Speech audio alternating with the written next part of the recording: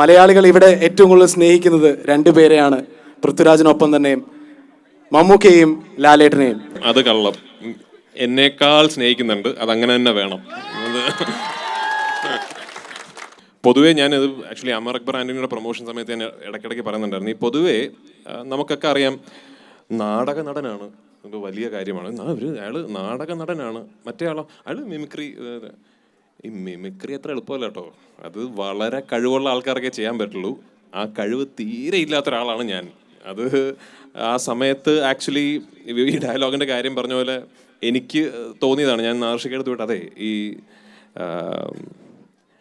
അമറേട്ടൻ പറഞ്ഞാൽ ജനിക്ക് കേൾക്കാതിരിക്കാൻ പറ്റില്ല, ഞാൻ അങ്ങനെ പറഞ്ഞോട്ടെ എന്ന് ചോദിച്ച്, അത് വേറൊന്നും കൊണ്ടല്ല. കാരണം ഞാൻ ലാലേട്ടൻ്റെ ശബ്ദത്തിൽ പറഞ്ഞ എന്തായാലും എനിക്ക് കൈയടിക്കാത്തവരും അവിടെ കൈയടിക്കും എന്നെനിക്കറിയാം. അതുകൊണ്ടാണ്.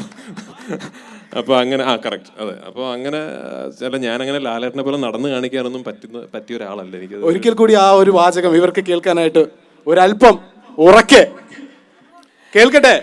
അത് അമർ അക്ബർ ആൻ്റണിയുടെ റിലീസ് ആകുമ്പോൾ ആ സീക്വൻസ് കാണുമ്പോൾ നിങ്ങൾക്ക് മനസ്സിലാവും. ഇപ്പോൾ ഡയലോഗ് മാത്രം പറയാം. ഈ അമറേട്ടൻ പറഞ്ഞാൽ ജനിക്ക് കേൾക്കാതിരിക്കാൻ പറ്റില്ല.